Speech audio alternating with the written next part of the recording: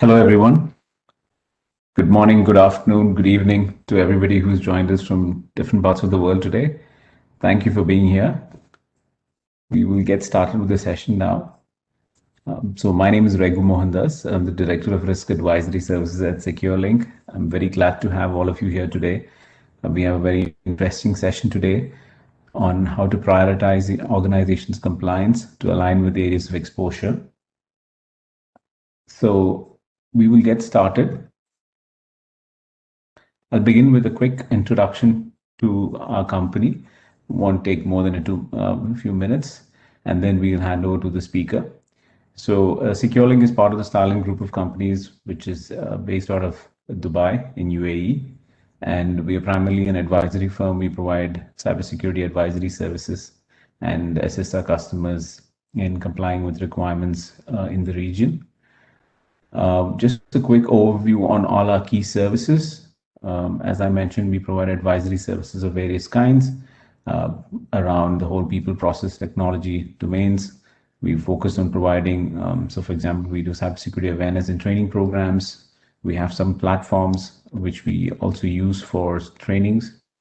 We assist customers in complying with regulations and best practices here in the region. We do data classification, data security projects as well. Again, this is a very important area of focus for us. And of course, we cover a lot of technical security assessments as well, your vulnerability assessment, penetration testing, and so on and so forth. So that's a very quick sort of introduction to us. Of course, the main topic and the main focus today is really on unified compliance framework and how you can use this to prioritize your areas of exposure. So without much ado, I'd like to introduce the speaker for today. The speaker is Dorian. Dorian Kugis is the co-founder of Unified Compliance and also the primary architect behind the UCF and the Common Controls Hub. He's an award-winning speaker and a well-respected author of more than 12 books and 2 certification programs.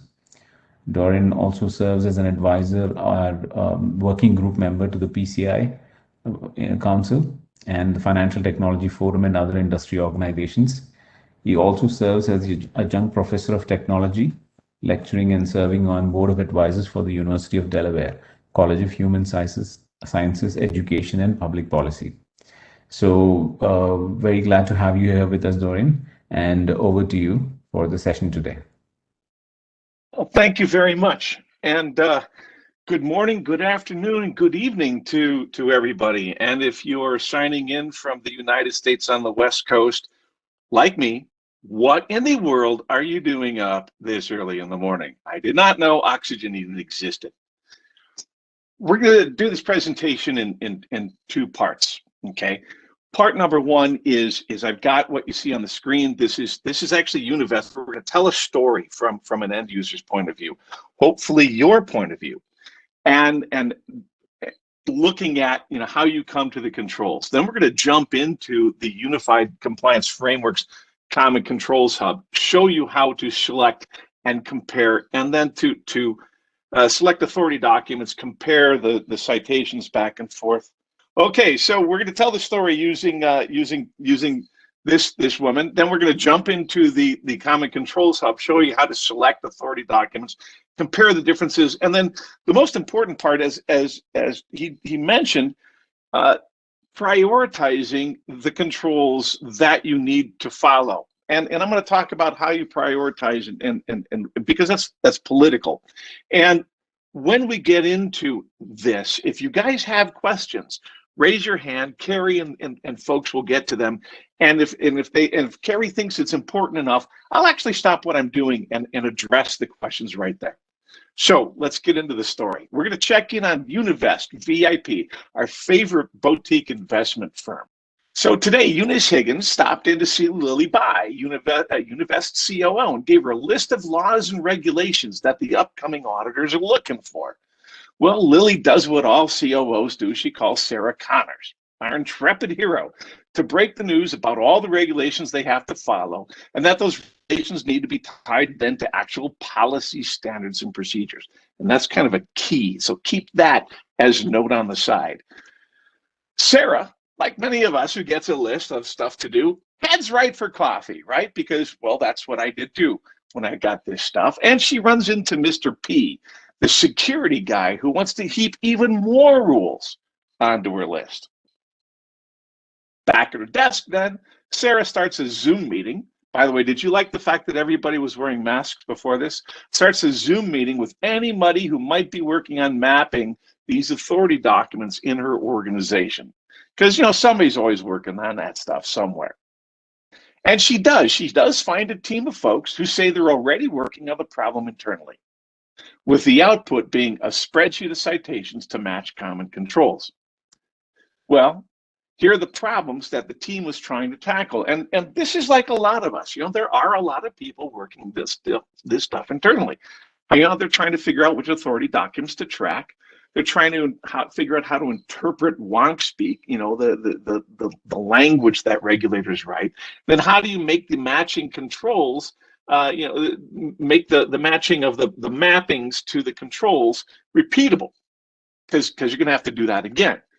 But what Sarah brings up is she says, you know, we got a few other problems with what you're doing in the spreadsheet thing. And they're shown here in bold.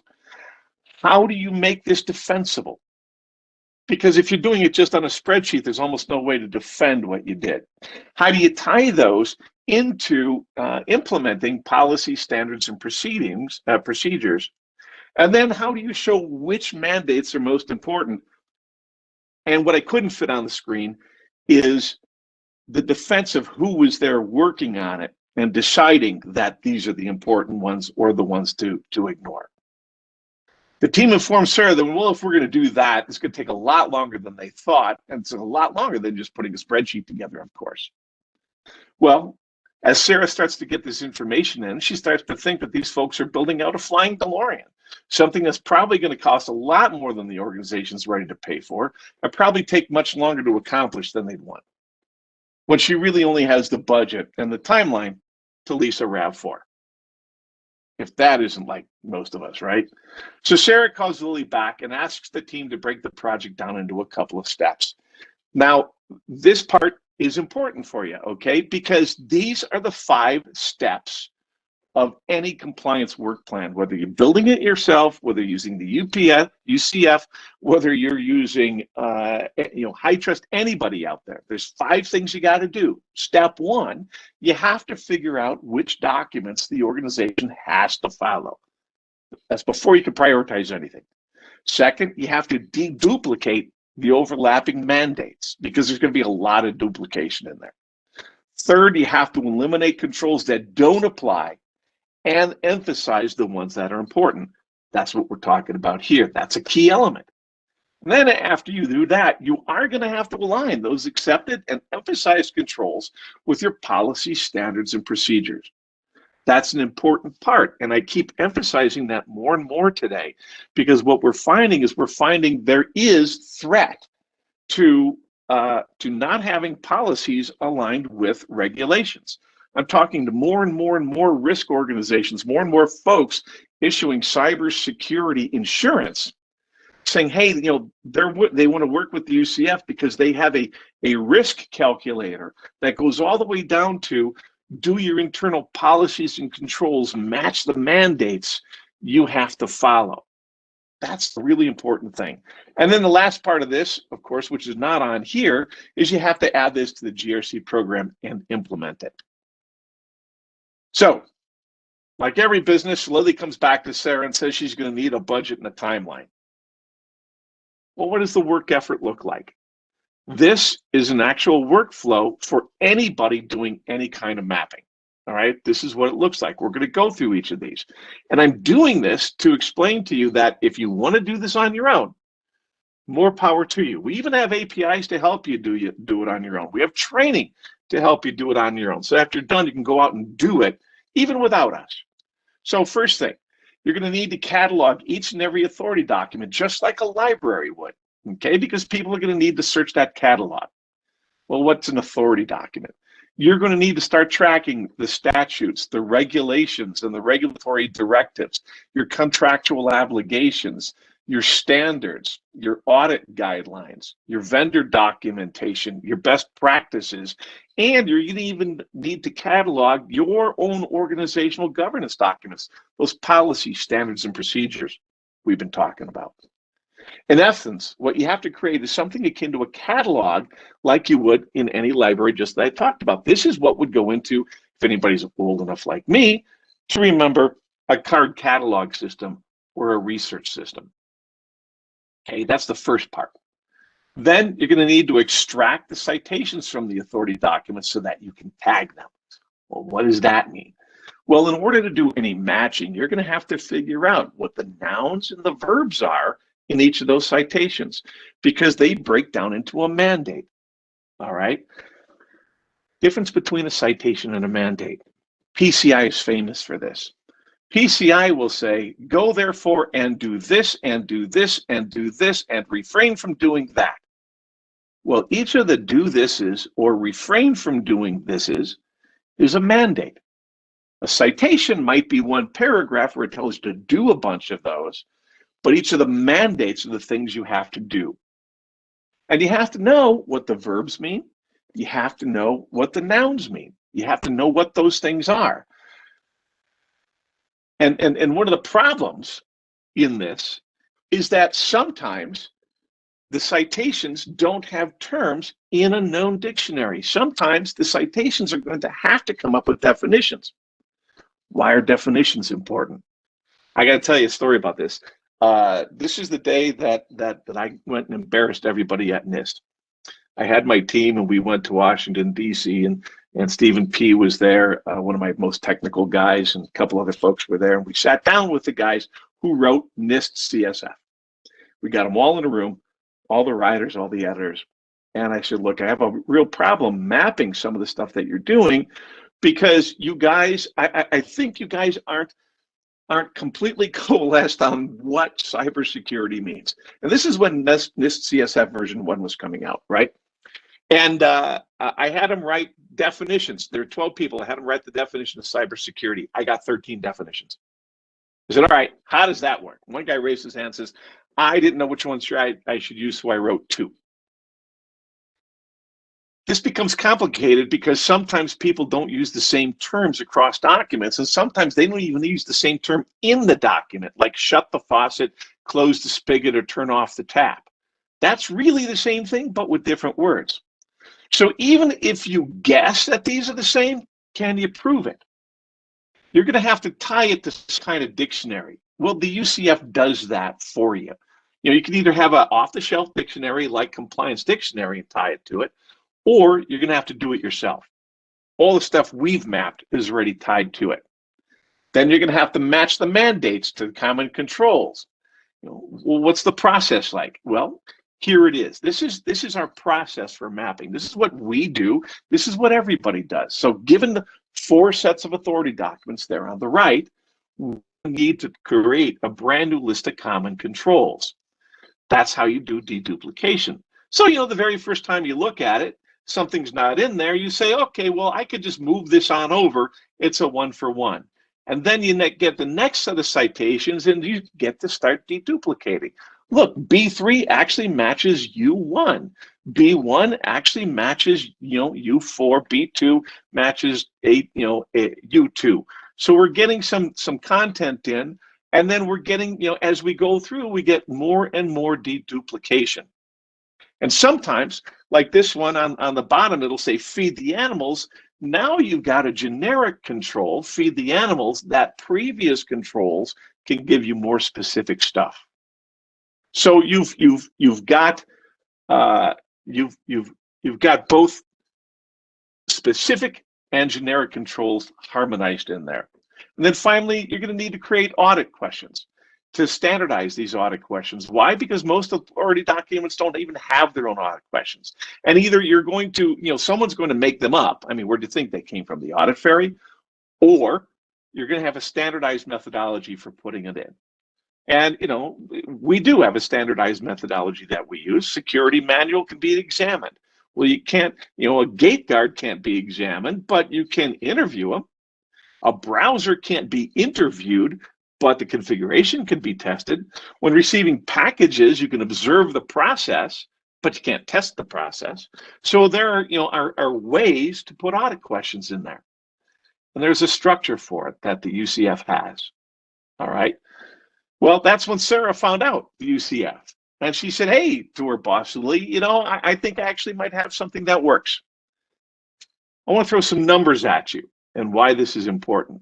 All right. And by the way, if you ping me, I'm going to have a spreadsheet for all of this. So you can actually do hard number calculations, whether you're deciding to build or buy before. And this is all stuff you have to do before you choose the things. It would take 772 hours to map these three documents to get 47% deduplication. Or if you just grab the UCF, it'll take you 0 hours to find these. The other thing with the UCF is that then you get this, if you have the download capability, you then have a build directory where you can then say, once you've selected the authority documents, here are all the controls and the metrics and the roles, and the monitored events and the compliance documents and the information classification and the audit guidelines we have to follow. Now, why did I show you all of this? Why did I show you specifically this one? Because this part here at the end is very, very important to you going back and saying, okay, which of these mandates is more important to implement first, second, and third, because sometimes the harder ones are going to be harder to implement, are going to cost more to implement, and you're going to have to think of time and budget every time you do this stuff. Well, we're now going to have time to jump over to the Common Controls Hub. Talk about what we're doing. Here's the fast stuff. Remember, we had 3 documents before. We had NIST CSF. There we go, Cybersecurity Framework, version 1. We had COBIT. There's COBIT 2019. All right, what else did we have? I'm going to throw GDPR in here. There's GDPR. That's the actual name of GDPR, this big long thing down here, by the way. All right, there's GDPR. And let's do NIST 853. We're going to do Rev 5. Where is it? Rev 5's in here somewhere. NIST 853, Rev 4, Rev 5. Now notice, while I was collecting all that stuff, there are 4,000 citations, mandates of those, 3,852, and it brings it down to 1,794 deduplicated controls, saving us 53%. All right, I'm gonna go do this list a little bit different. All right, I'm gonna go into the compare thing for you. So we're gonna go on and we're gonna. So I got to write this down so I can remember that. I got COBIT, I've got CSF, I've got 853, and I've got GDPR. All right. So what I'm gonna do first is do a compare. This is one of the things you want to take a look at. And I don't want to compare a known list already. Thank you very much. I'm going to go compare the authority documents. So I'm going to say, you know what I'm going to do? I'm going to start with 853. Well, why would you care? And revision 5. Revision 5. Here we go. Well, why is a compare important? Well, see, that says in list 1, there's 1,281. Now what I'm going to do over here on this side is I'm going to say GDPR.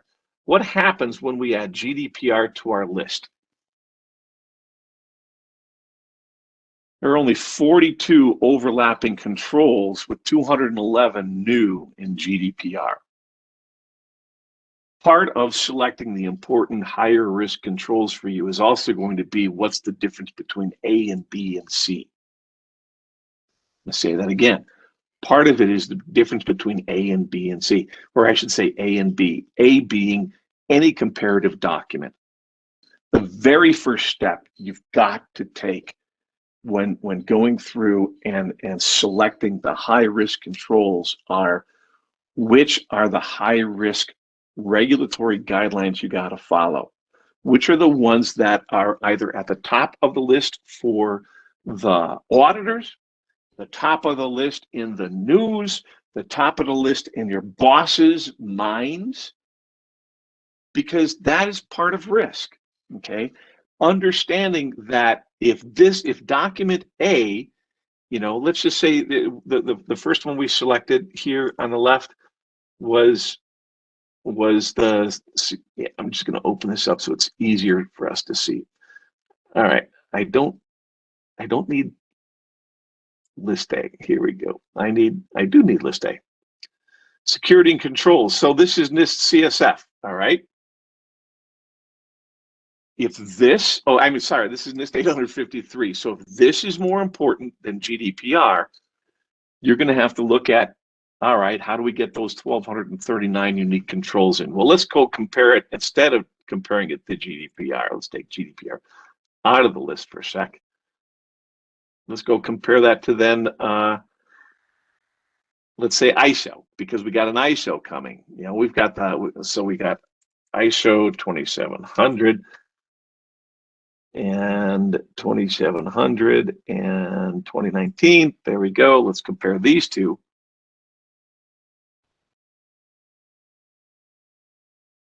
Yeah.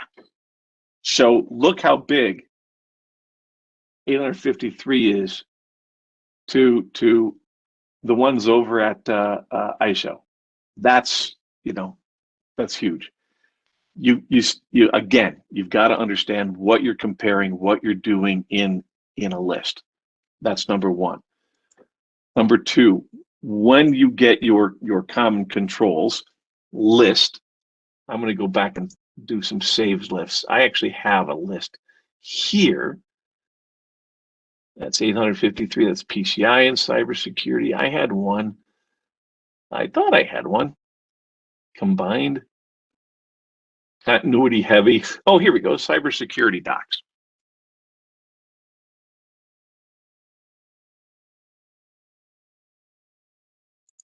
These are all of the cybersecurity docs that really, really matter to everybody. Look at that. 24,440. If somebody says to you, you've got to do cybersecurity, and you've got to do cybersecurity for all of your patching, all of your everything, this is how many docs you have.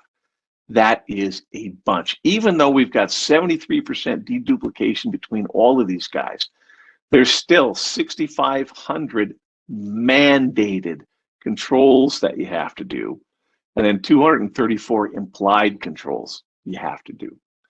That's huge. You can't tackle that all at once.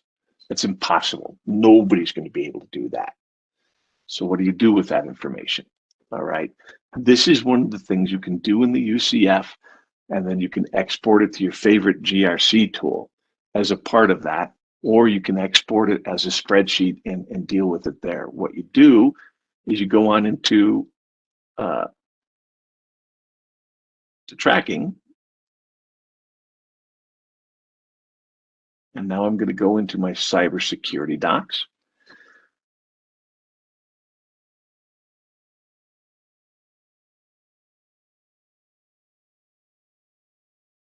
By the way, you can then edit your list right here. So if you ever get too much in there and you decide to go take some whole documents out, you can do that. Or let's go back to here.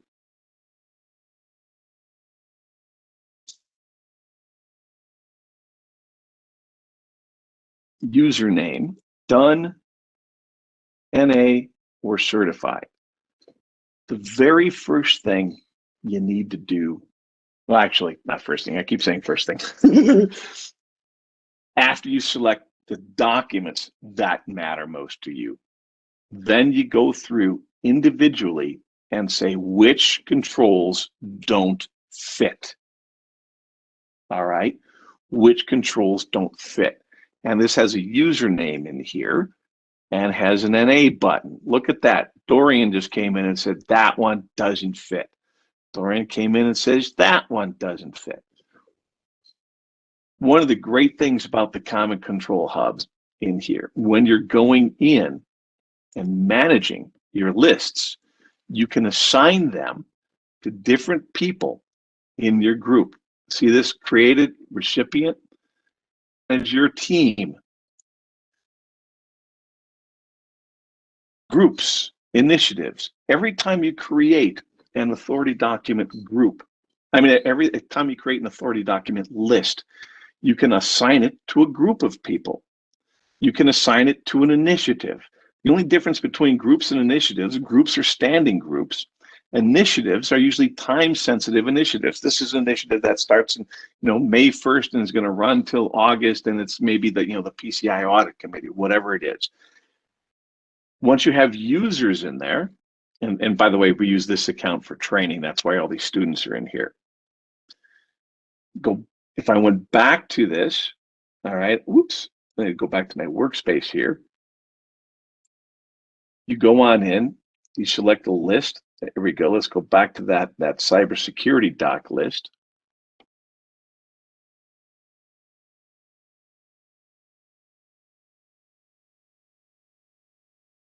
We're going to manage it, and we can decide who here we want to see, who we want to work on. Oops, I keep going back and forth between that. Shared. All right, listing. Here we go. This is where I can go on in, and I can share this list. I can select the different groups that I want to apply to it. Once you get the team in here, and this is important, okay? You've got to get the team in to say, these are the authority documents we're working with. These are the mandates we're working with. Select the team. It will send a message out to that team. That team then can go in, and this is when you have your meetings, and you decide in here, okay, we're going to go through and we're going to decide which of these citations is not applicable. That's the first thing. The rest of them, we're going to, TJ came in. I gotta love it. TJ's probably awake and saying, yeah, he's playing with this. I'm going to show you that I actually worked on something and said it's done. This is where you go on in and you say, this is important for us. This is where we go. This is where we're going to start. You remove the things that you don't have. Then you can export your list. You can distribute your list. You can get everybody on the same sheet of paper saying, okay, this is what you're doing, so that when you export that, you know, because each of these controls here, control ID is assigned. You can see if there's any documents assigned to it, anything assigned to it when you export your lists. So all of your roles, all of your information classification, everything will be tied to control IDs. So if there's a control ID that is not applicable, when you export, if I just said it's not applicable, I'm going to mess with PJ, decide it's not applicable, when you export your list of documents you need to work with, it's going to take that document out of the list. It's going to remove things that you don't have to do so that you can focus on the ones that you do have to do. And then you go through and you divide everything up. If you look at this, I'm going to close this. I'm going to close this one, this one. Notice that each of these are broken down into the various categories that they belong to. Another part of and I don't have to go through and close them all for you. Another part of prioritization is prioritization for whom, okay? Very different groups in your organization will see very different priorities. That's another reason why you assign multiple groups to the authority document lists. One group could be the leadership and high-level objectives group. One group could be the audit and risk management group. One group could be the monitoring and measurement group. You get what I'm saying? That each of those groups can subdivide and decide to say, these controls are not applicable to us. These controls are high impact for us. That's the best way then to go through and arrange everything. So to start from the beginning, step one, create your list of controls. Start inviting people to an account. Start saying, hey, is this the correct list of authority documents that we have to follow? What you're going to find are people coming in and saying, yes, here, you missed one. Here's another one. Oh, no, that one's not important. So your very first phase is just getting that list of authority documents together. And people on a gross level will then say, no, this document is not important for us right now. That's part one of prioritization. You can start right there by talking to the people that you're going to assign to groups and say, what's important for your group? Part two, once you get those authority documents in the list, then go through and say, okay, for your group, you guys are going to look at leadership and high-level objectives. You folks over there are going to look at operations and systems continuity. You folks over there are going to look at systems hardening through configuration management. Now, you're going to decide from there which your priorities are. Once you then get that list together where everybody comes on in and says not applicable and they put their name to it or not, that's when you can really start with your implementation plans.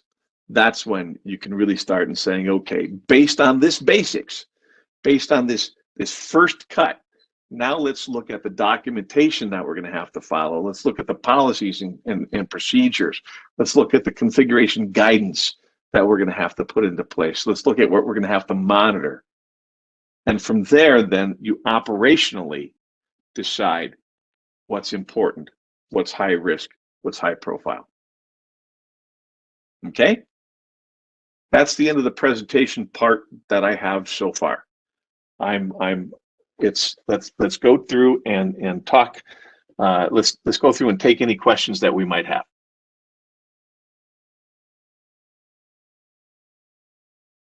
Okay.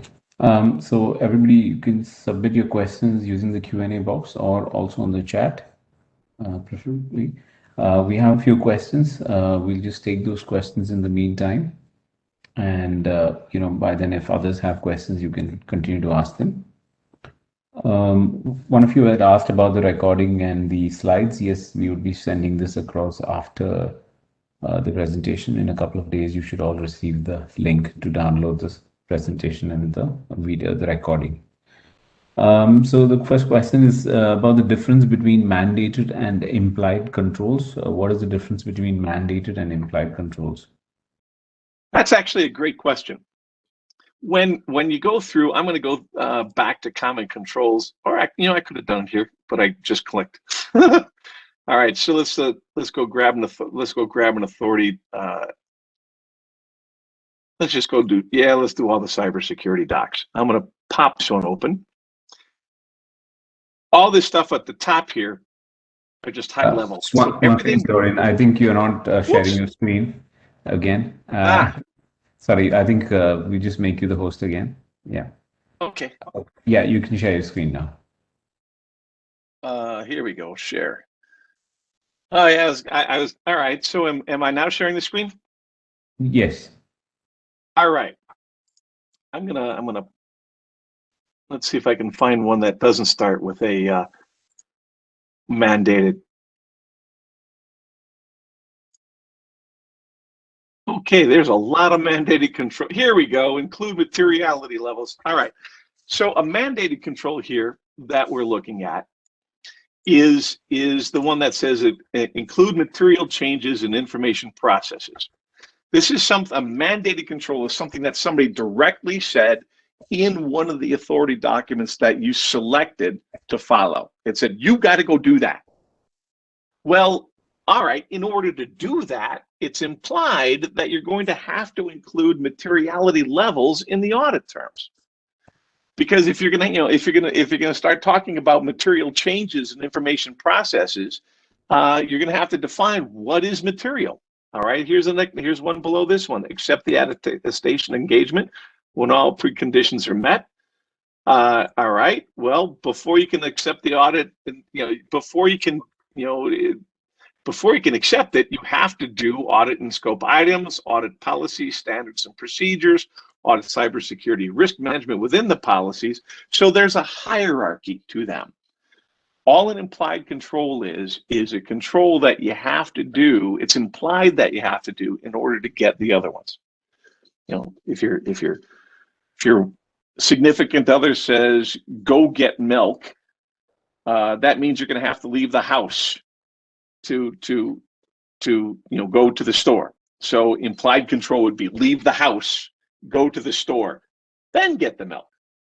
And if you're like me, make sure you bring your wallet before you leave the house and go to the store. It's not like I haven't done that before. So that's the difference between implied and mandated. Thank you. There's a question on how you export this into a spreadsheet. I think you had just talked about that a bit. Yeah. So in the Common Controls Hub, once you have an authority, here's all those authority document lists we had over there. You'd select it and you'd click Generate Build. And then we archive in the Common Controls Hub all of the builds that I don't know why somebody had two builds of the same one. That's funny.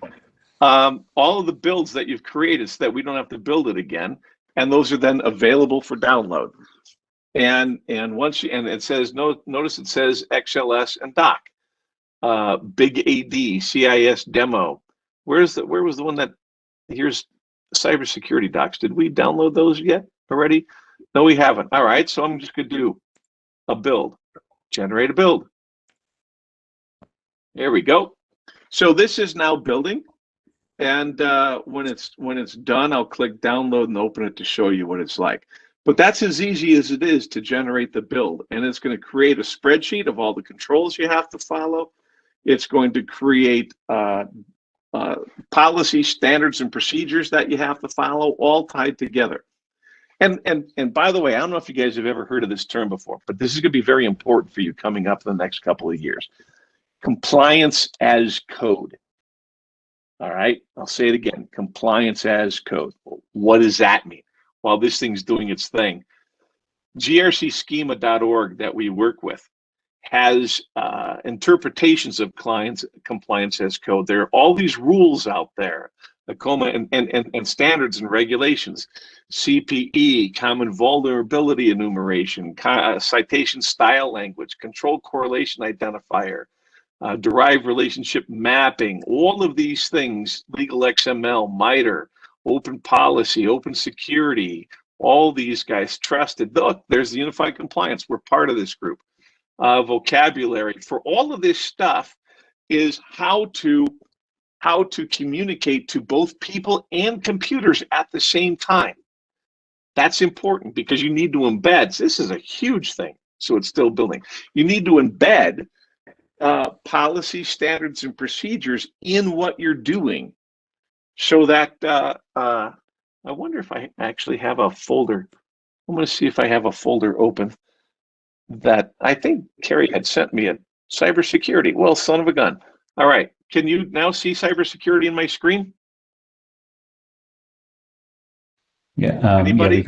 Yeah, we can see. All right. Here's the folder. Here's so what I did is this is the build. Oh, this is, no, this is from the demo one. This is a very, very limited one, but I'll show you what it is, what it looks like anyway. So you would open up. There's individual spreadsheets that you could open up. That's what one of the spreadsheets looks like, and I'll pop it open. This is actually from our demo download that you can actually go right onto the website and request. This is what the controls look like in this format. You can then link to the more research information online. I'm not going to save that. Then it provides you with authority document in-depth reports. I'll show you what one of those looks like. Then there are, oh, it's popped up over on the other screen. So if you ever need to route them around for people, you can then say, hey, here's all the, there's all the citations and the citation guidance and the control titles for each one of these mapped. So you can see exactly what was mapped for the citation and how it was mapped to a control. You can then go on in for metrics, any of the metrics that you had to follow.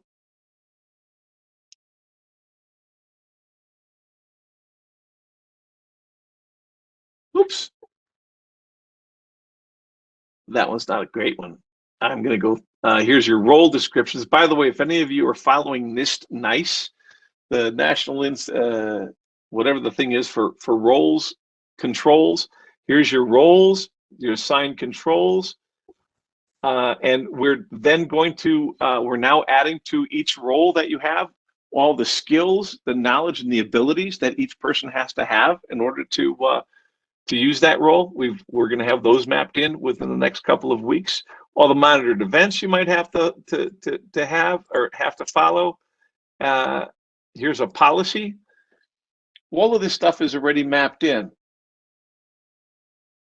There's your policy description, compliance, scope, assignment. There's the roles ID for the assignments. The controls themselves. Let's get that up. There we go. The controls themselves, all in a hierarchical thing, so you can start your internal, editing your policies and standards right from here. You've got the content that's in there. You've got embedded links in there, and underneath all of this is actually the stuff called JSON LD, JavaScript, whatever JSON stands for, link definitions, where a machine can read these policies and standards and procedures as well. And you can pass that stuff off, and you can pass off audit guidelines over to your auditing, favorite auditing tool.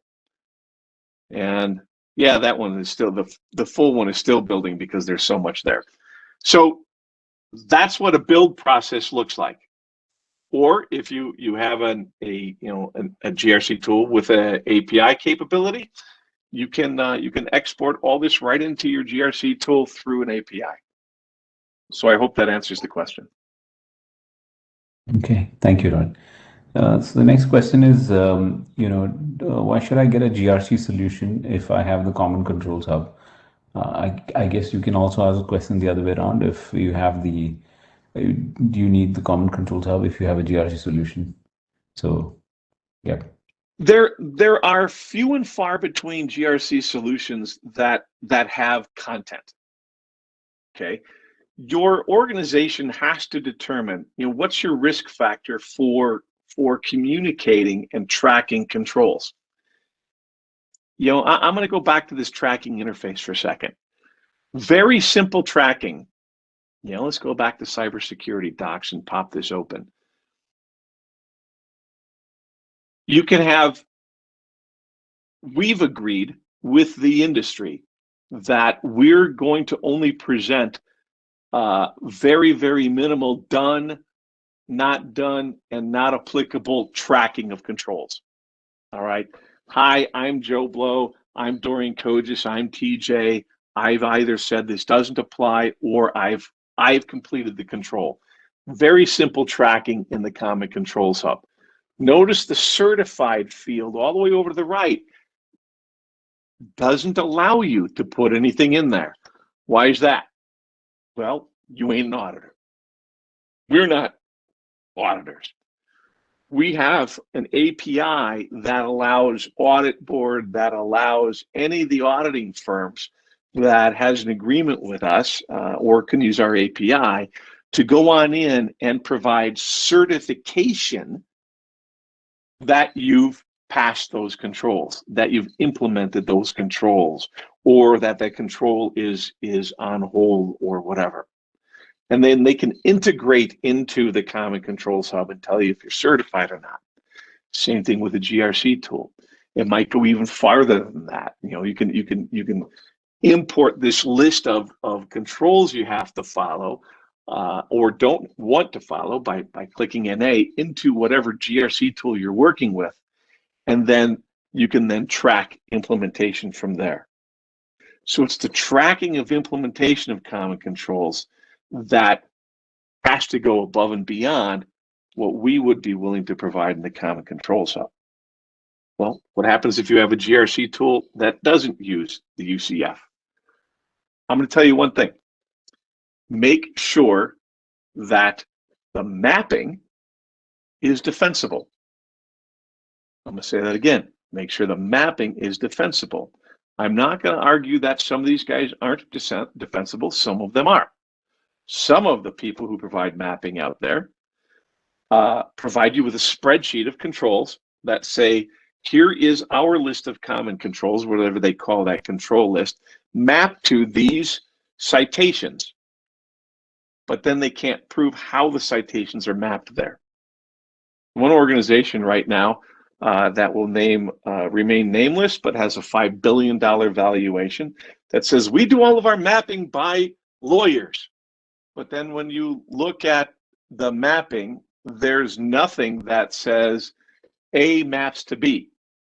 And I was in with an auditor the other day on the phone who was challenging one of them, and he asked me to sit in and listen to it. I found it hysterical because one of the things they mapped to one of their control lists was just the definition of a term. And I said, how is that a mandate? And they said, oops. Can you afford an oops? You've got to have something that shows you how mapping is done. And here's something to test. Watch this, mapper.unifiedcompliance.com. I'm going to make sure I'm not logged in.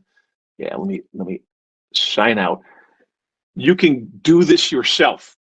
Semantic compare. All right. You can see a test up here is shut the spigot. All right. Turn off the faucet. Submit. Submit. Look, we tagged terms. Are the phrases correct? Yes. So you've got to ask, if anybody's doing mapping and you're not using us, are you tagging the terms? Are you selecting the definitions for each of those? And then, is there some defense that says these two things match each other by some rule? Ours uses definition encoded distance vectors.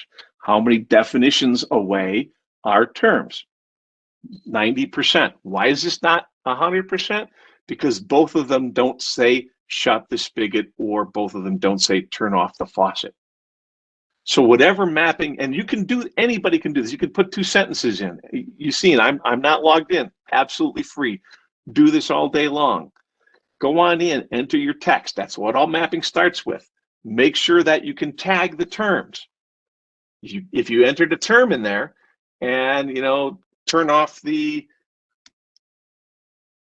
widget hoot in there. So you're going to have dictionary terms in there that some dictionary knows about. Make sure that A, you can tag them. B, you can select the terms and see the terms in there. D, you've got actual, I thought I said, oh, yeah, yes. You've got actual definitions you can tie them to so that nobody's arguing. And then somebody is giving you a defense that says this matches to this by these rules at this level of certainty. That's important. There you have it. So if you're not using the UCF, ask them if they're doing those things, because that's what you need to prove that your mapping is accurate. Thank you. How can I benefit from the UCF for ISO 27001? How can you? I don't understand the question. I think that's the question, is how can I benefit from the UCF for ISO 27001? I think maybe if they're using only one particular standard, then would the UCF be useful? All right. Well, I'll show you. This is kind of fun. So it's interesting. One of our clients is the FFIC, the council, and it has the FDIC in it and everything else like that. we showed them that they had 67% overlap in what they were writing. So let's look at ISO. Well, that's one so. ISO 27001. All right, 2019.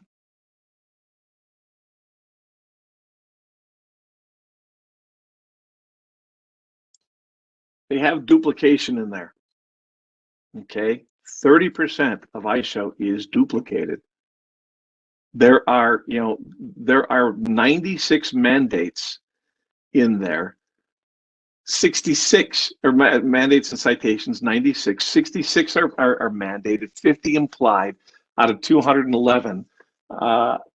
And there is duplication. So you can reduce what you have to do even with one document by using the UCF, because it'll turn them into deduplicated common controls that you can say, I'm following this control and it works for this citation and that citation. Deduplication of 30%, even on one document, that's pretty good. Yeah, thank you. What about international regulations? What countries, geographies do you cover? So if you take a look at this, yeah, we can stay right here. We have got, let me get international out of there. Yeah, I just clicked something that I probably shouldn't have. All right, let's get that out. So we cover Africa, Asia, as you can see, Australia, Oceania, Europe, international, Middle East, North America, and South America. International are associations and things that are international in scope. They don't belong to one organization. U.S. national. So they are broad in their geography. All right. So we cover each of these countries, and we cover more and more every day because we learn about organizations or about things that people want to map from folks like you. You know, I got an email in this morning at 1 a.m. from somebody in Denmark who said, hey, do you have this regulation for the, for the Denmark banking industry in the UCF? And until I got the email, or until my team, I should say, got the email, I was just copied on it. Until my team got the email, we didn't know that it existed. We're now going to load it into the list, and we're going to load it into, the list of things that get mapped, and then as time permits, and with the schedule of mapping, we'll then add it to the UCF. But we've got over 1,000 documents right now that have been mapped, and it's growing every day. As a matter of fact, you could go into projects at mapper.unifiedcompliance.com. Right now, we have 11 projects that are open for comment. So when we do mapping, we know we're not perfect. Even though we use natural language processing, AI-enabled software, it still has to be done by people. And so when we map something, we then leave them open for comments for 60 days. All right, there are 11 projects right now open for comment, and anybody can go on in, and it tells you, how much, what was worked on. Here's the documents, and then you can go on in and you can examine our mapping process, and you can tell us you either liked what we did or didn't like what we did. And from there, we go on in and we can make changes if people didn't like it. And yes, people do come in and comment. You can also see at any time all of the in-progress projects that we're doing for mapping, whether it's our team mapping it or, look at that, a non-UCF team mapping it in conjunction with us. Here's one, this one's almost all, probably a bunch of Australians mapping that one.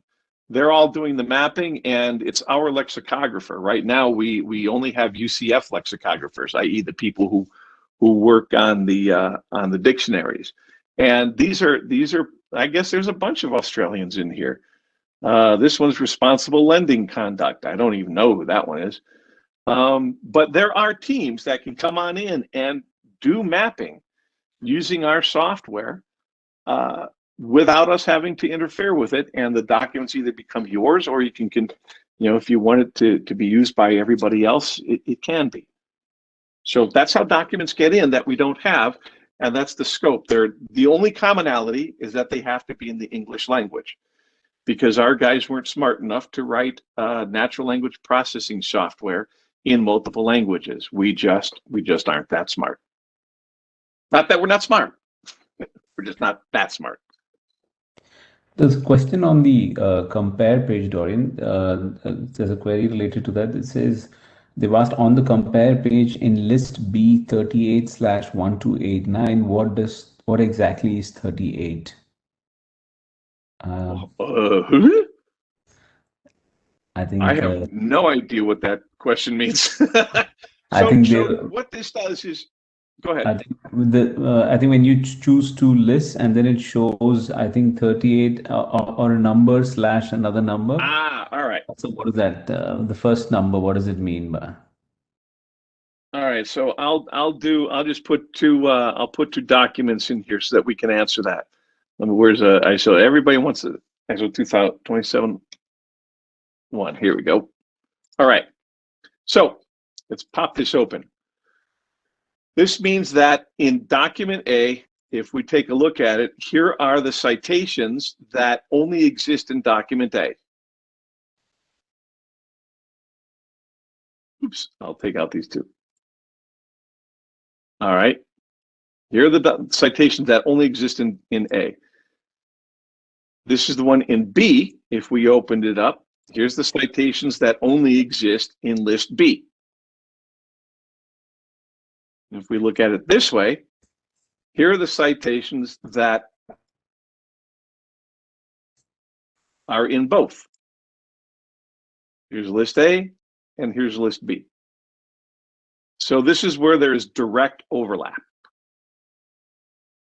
I hope that tells you what that means. Okay. I think we just have just time for just one last question. And this is, what advice would you give when existing policies and controls are in place and you want to start using UCF?